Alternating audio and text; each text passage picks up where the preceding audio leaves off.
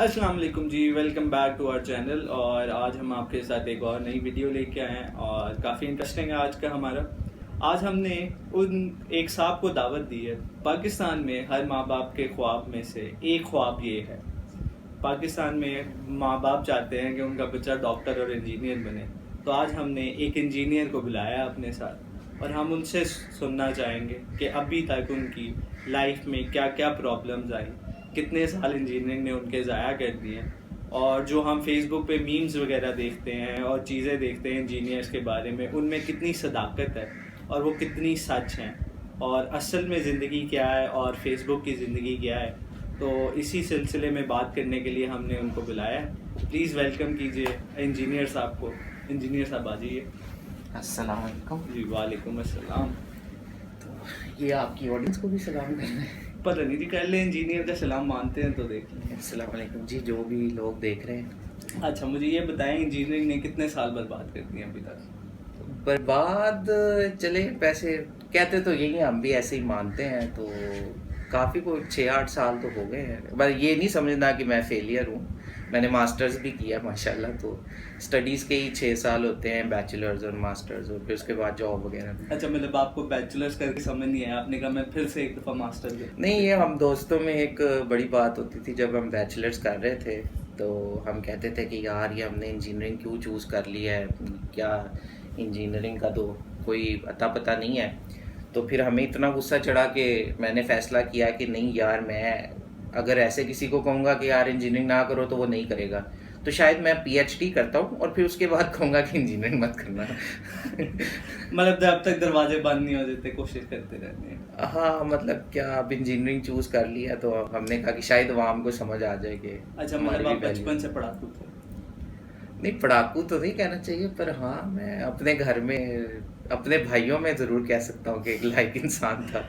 हाँ, ये अब आपके भाइयों से हमें ज़रूर पूछना पड़ेगा। आपने हाँ। काफ़ी ऑफेंसिव स्टेटमेंट दिए। नहीं, ऑफेंसिव तो नहीं, लेकिन वो होता है हर घर में एक बच्चा जो होता है। इसमें मेरा एक भाई है, वो बड़ा ज़बरदस्त बात कहता है। वो कहता है कि अल्लाह ने हर घर में मैथ्स जो है ना 100% दिया हुआ है। तो हमारे घर का जो 98% मैथ है ना वो तुम्हारे पास है, तो इसलिए फिर मैं इंजीनियर हूँ। काफ़ी उम्मीदें हैं इसका मतलब आपके घर वालों से। अच्छा, मुझे ज़रा अपनी बैकग्राउंड बताइएगा कि शुरू कहाँ से किया और कहाँ तक पहुँचे। वैसे तो मैं, ये तो बाइसनेस कोई नहीं है और तो इसको को गलत ना समझे, पर मैं एक ओए लेवल स्टूडेंट हूँ। ओह माशाल्लाह माशाल्लाह। तो उसके बाद फिर बैचलर्स इन इलेक्ट्रिकल इंजीनियरिंग, फिर मास्टर्स इन इलेक्ट्रिकल इंजीनियरिंग। तो आपको हमारा जो सिस्टम है, जहाँ तक मुझे आइडिया है, इंजीनियरिंग का जो मेरिट निकलता है वो तो इंटर के नंबर पे निकलता है। तो ओए लेवल को हाँ कैसे अकोमोडेट करते हैं? जी बिल्कुल, ये ओए लेवल वाले जो स्टूडेंट्स हैं, अगर वो आपके चैनल पे कोई लोग देख रहे हैं तो वैसे तो ज़्यादातर को पता ही होता है, पर अगर किसी को नहीं पता तो ओए लेवल की एक इक्वलेंस बनती है आपके रिस्पेक्टिव बोर्ड से। जो अगर आप पंजाब में हैं तो 22 से बनती है, और इस तरह से इंदौर वगैरह सबकी एक इक्वलेंस बनती है, जिसको वो ए लेवल के मार्क्स को एफएससी में कन्वर्ट करते हैं। जहाँ पे हमारी तो यही मानना है कि काफ़ी लॉस ऑफ मार्क्स होते हैं। उसके बाद फिर आपको भी रेगुलर मेरिट में देखा जाता है। पर अब बेहतर है थोड़ा, मेरे ख्याल से कुछ यूनिवर्सिटीज़ जो हैं वो एज इट इज़ ओए लेवल भी कंसिडर कर लेती हैं। क्या फ़र्क आता है ओए लेवल के बाद यूनिवर्सिटी में जाना और उधर जाके इंटर के? क्या आपको लगता है कि कुछ थिंकिंग का या कुछ बैकग्राउंड का कुछ फ़र्क आ जाता है यूनिवर्सिटी के सेमेस्टर्स में? हाँ बिल्कुल, ये एक चीज़ जो मैंने सबसे पहले फील की थी वो ये होता है कि आप जब एफएससी तक या ओए लेवल्स तक होते हैं, आप एक एनुअल सिस्टम पे चल रहे होते हैं। तो यूनिवर्सिटी में जाते ही सेमेस्टर सिस्टम आता है, तो 4 महीने बाद ही फाइनल पेपर होते हैं। पहले तो वो तैयारी का प्लान ही नहीं होता ना सबका, वो आखिरी 3 महीने में तो तैयारी करनी होती है साल के पेपर के बाद में।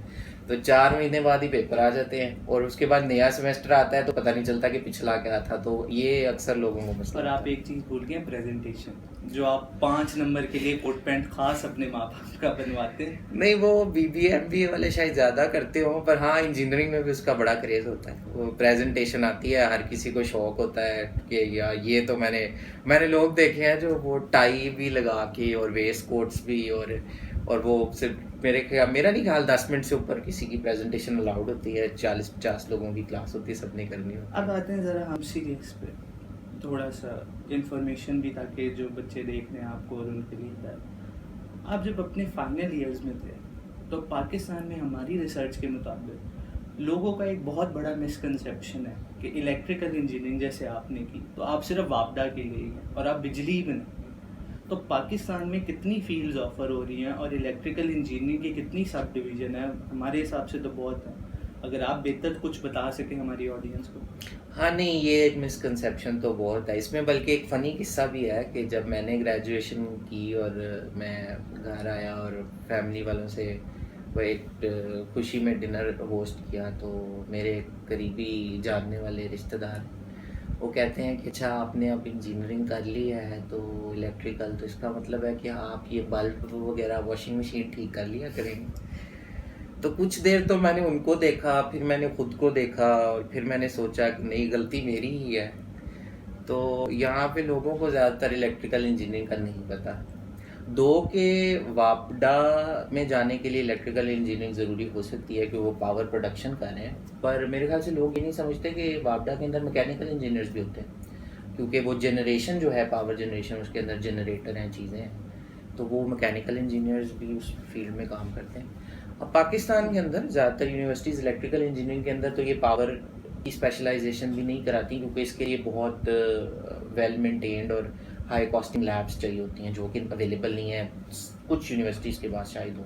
तो ज़्यादातर इलेक्ट्रिकल इंजीनियरिंग के अंदर भी इलेक्ट्रॉनिक्स मेजर होता है। आप ज़्यादातर आईसीज पढ़ेंगे, और या लोगों को आजकल जो शौक है फ़ोन कैसे बनता है और सर्किट बोर्ड और इस तरह की चीज़ें, तो ये मेजर सबसे ज़्यादा होता है। या इसके अलावा जो सेकंड मोस्ट परसूड होता है वो इलेक्ट्रिकल इंजीनियर्स भी अपने फाइनल ईयर्स में कुछ कंप्यूटर के कोर्सेज पढ़ लेते हैं, क्योंकि आजकल बड़ा क्रेज़ है, आईटी इंडस्ट्री बूम पे है, और रोबोटिक्स का और मशीन लर्निंग का, इस तरह की चीज़ों का, तो वो इलेक्ट्रिकल इंजीनियर्स फिर कंप्यूटर के कोर्सेज। अच्छा, इसी मिसकंसेप्शन को अगर हम यूनिवर्सिटी और सोसाइटी से निकाल के प्रोफेशनलिज्म में लें, तो क्या आपको जॉब्स हंटिंग के टाइम पे भी ऐसी प्रॉब्लम्स आती हैं, या लोग मिसकंसेप्ट करते हैं क्योंकि हमें कुछ रिस्पांस आया तो उसमें कहा गया कि जी हमें टेक्नीशियंस की जॉब बहुत ऑफर होती हैं और क्योंकि हम मैन्युफैक्चरिंग नहीं कर रहे, तो आपका क्या है इस पर? हाँ नहीं, ये तो एक बहुत सीरियस सिचुएशन है। इसमें जो है ये, अगर मैं किसी की कुछ बता भी सकूं तो ऐसे है कि ये एक ऐसा फैक्ट है जो काफ़ी सारे यंग इंजीनियर्स को जो ग्रेजुएट करते हैं उनको डिप्रेशन के अंदर भी ले जाता है। बस पाकिस्तान में प्रोडक्शन होती नहीं, इंडस्ट्री बहुत कम है, और एक इंडस्ट्री की अगर आप बात भी करें तो उसमें 1 या 2 इंजीनियर्स होते हैं जिनके अंदर 50 या 100 टेक्नीशियंस होते हैं। और फिर पाकिस्तान की सिचुएशन देखें तो हम सब कुछ चाइना से इंपोर्ट कर रहे हैं, यहाँ पे हम सिर्फ जो है ना उसको जोड़ते हैं, पेच कसते हैं, तो उसके लिए इंजीनियर नहीं रख सकते ऑब्वियसली, तो जॉब्स बहुत कम हैं। इसको देखते हुए बहुत सारे फैक्ट्री इंडस्ट्री ओनर्स या जो बिजनेसमैन टाइकून्स हैं वो ज़रूर फ़ायदा उठाते हैं। जो यंग प्रोफेशनल्स होते हैं मजबूर होते हैं, उनको टेक्नीशियंस की जॉब ही ऑफ़र करते हैं, लो पेइंग जॉब्स होती हैं। लो पेइंग का तो इतना मसला नहीं है, पर वो बिल्कुल उनकी क्वालिफ़िकेशन, वो ओवर क्वालिफाइड होते हैं उस जॉब के लिए, वो प्रॉपर जॉब नहीं है। इसलिए आप बहुत ज़्यादा इंजीनियर्स जो हैं वो पाएंगे कि कुछ MBAs कर रहे होते हैं और बहुत ज़्यादा बिजनेस या दूसरी जॉब्स की तरफ जा रहे होते हैं। तो ये एक ज़रूर बहुत ज़्यादा जो है लैक ऑफ अपॉर्चुनिटी है इन पाकिस्तान, क्योंकि यहाँ पे engineers is a profession, engineers are the people that create things और मेक थिंग्स, लेकिन क्योंकि यहाँ पे हमारी इंडस्ट्री नहीं है और हमारी एनर्जी इश्यूज इतने ज़्यादा हैं, तो हम कुछ बनाते तो है नहीं, सब कुछ इंपोर्ट करते हैं, जोड़ते हैं। आपको लग रहा है obviously Pakistan is turning into a service industry, जैसे हम देख रहे हैं आईटी बहुत बूम कर रहा है, कुछ सर्विस इंडस्ट्री बाकी के जितने हैं मिडल मैन की जॉब्स बहुत हैं, आपने कहा इंजीनियर्स बनाते हैं, तो इसी बात को अगर हम आगे लेके चले तो आगे इंजीनियर्स का फ्यूचर क्या होगा? क्योंकि पाकिस्तान में तो हम बहुत कम प्रोडक्शन और मैन्युफैक्चरिंग देख रहे हैं, असेंबलिंग बहुत ज़्यादा देख रहे हैं। पाकिस्तान के हवाले से अगर बात करें तो शायद इस तरह लगता है कि इंजीनियर्स का जो फ्यूचर है वो ब्लीक होगा, क्योंकि इतनी ज़्यादा प्रोडक्शन नहीं होती। लेकिन जो इंजीनियर्स की क्रिएशन वाली या इंडस्ट्री की जॉब वाली बात है वो बिल्कुल बेसिक की बात है, स्टार्टिंग लेवल की बात है। इंजीनियर्स जो है वो बहुत आगे तक जाते हैं, बहुत ज़्यादा चीज़ें करते हैं आगे, और बहुत ज़्यादा राउट्स हैं, तो वो भी परसू किए जा सकते हैं। लेकिन ये बात ज़रूर सच है कि पाकिस्तान सर्विस इंडस्ट्री में बदल रहा है। इसमें जो है कोई एक गवर्नमेंट लेवल पॉलिसी को भी अगर छोड़ दें तो मेंटालिटी की भी बात है। इसके अंदर एक इस तरह से बात है कि मुझे एंटरप्रेन्योरशिप का बड़ा शौक़ था, वो कि मैं कुछ अपना क्रिएट करूँगा और कोई सेटअप बनाऊँगा।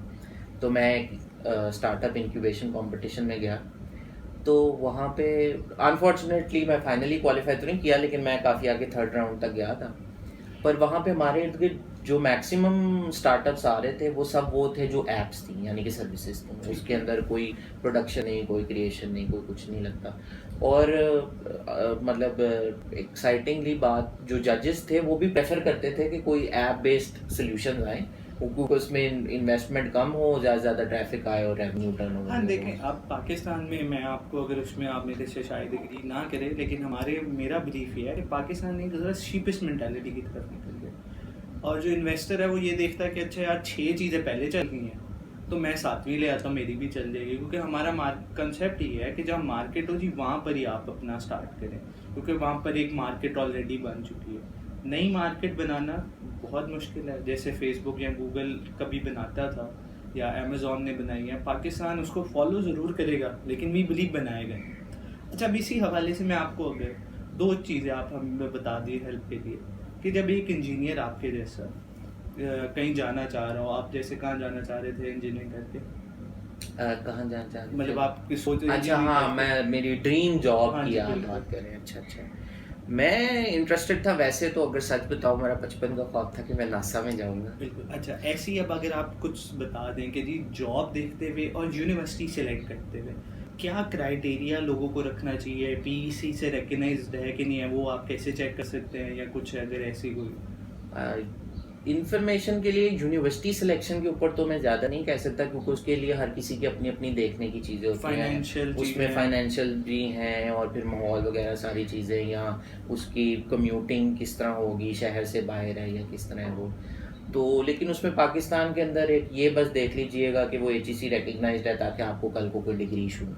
बाकी जो सर्टेन फैक्टर्स हैं वो अच्छा, ये बेहतर कंफ्यूजन दूर कीजिएगा कि HEC यूनिवर्सिटीज़ के लिए है और इंजीनियर्स के लिए पीईसी है, या दोनों कंबाइन है? एज सच मैं माहिर तो नहीं हूँ इनका, लेकिन जितना मुझे पता है उसके मुताबिक जो HEC है वो यूनिवर्सिटीज़ की जो डिग्री इशू करती हैं वो उनको वो जो है वो ऑथेंटिकेट करता है या वो क्रेडिबल करता है कि वो दे सकती हैं, इशू कर सकती हैं।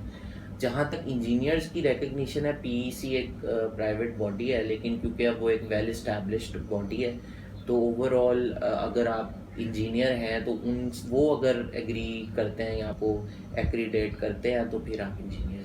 ठीक, मतलब वो आपकी एक कम्युनिटी जैसे है, इंजीनियर पेटी ब्रदर हैं आप उधर सारे। हाँ, वो फिर PEC जो है वो फाइनल ईयर्स के अंदर जो बैचेस पास आउट होने वाले होते हैं वो हर यूनिवर्सिटीज़ में अपना एक डेलीगेशन भेजते हैं, जो कि चेक करते हैं कि इन्होंने प्रॉपर कोर्सेज पढ़े हैं कि नहीं पढ़े, वो फिर क्वालिफाई करते हैं इंजीनियरिंग के लिए। अच्छा, अब आ जाते हैं ज़रा फेसबुक की असलियत की तरफ। मीम्स तो आपने बड़े देखे जी जी होंगे। जी, वो इंजीनियर्स बहुत फेमस है। हाँ बिल्कुल जी, इंजीनियर कभी रेडी लगा के माशाल्लाह पाए जाते हैं। हालांकि जो कोई काम बुरा नहीं होता, मेहनत तो करें।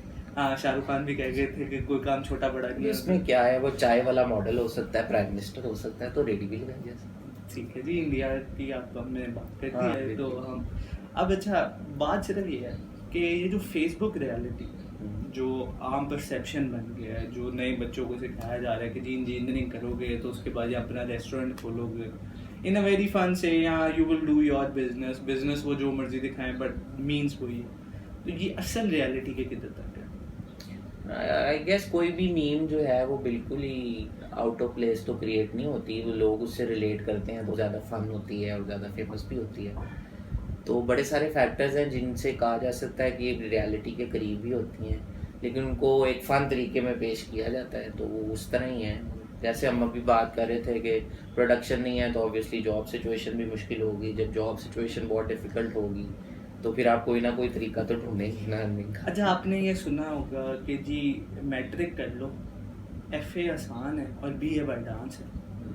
तो ये आपने जब बैचलर्स में गए तो ये जब आपको कभी कभी अगर याद आई ये से, तो क्या दिमाग में आता था? दिल किया है कि ये जिस बंदे ने बोला है उसका तो कत्ल करूँगा मैं पहले, क्योंकि पाकिस्तान में पता नहीं लोग ये किसने सोचा है और ये किसने बोला है, ये पता नहीं कहाँ से आया है। मुझे तो लगता है कि शायद मैट्रिक FA ज़्यादा आसान हो। मतलब डराना किसी को बात नहीं, यूनिवर्सिटी हर किसी ने जाना है, वहीं पे लोग करते हैं, पर बाय डांस तो नहीं है। शायद वो 2.0 वो कोई BA होता होगा, पता नहीं।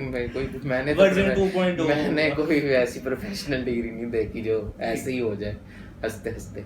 अच्छा जी, thank you so much for your time. आपसे बहुत अच्छा लगा और हम उम्मीद करते हैं कि आप टाइम तो माशाल्लाह वेस्ट कर ही चुके हैं, तो कुछ फ्रूटफुल रिजल्ट भी आ जाए। हाँ नहीं वो फ्रूटफुल रिजल्ट जब आपका इंजीनियरिंग में दाखिला होता है तो अम्मी अब्बू के फ़ख्र का बहुत मुकाम होता है और आपकी फैमिली में जो है उनका बड़ा नाम होता है।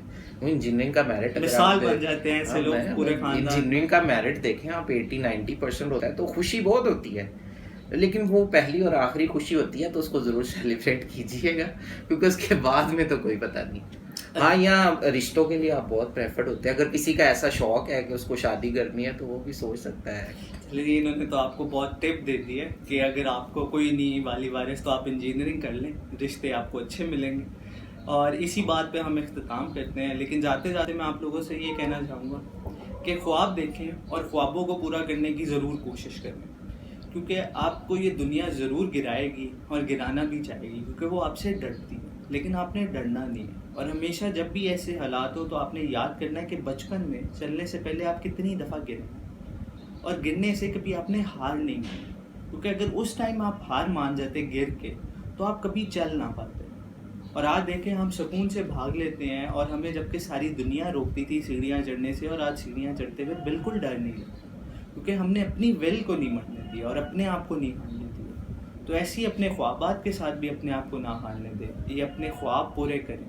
ये दुनिया जो मर्जी के, आपको आपका सबसे बेहतर पता है। Thank you so much for your time और please stay tune with us और next video will be uploaded soon. Please like and subscribe our channel.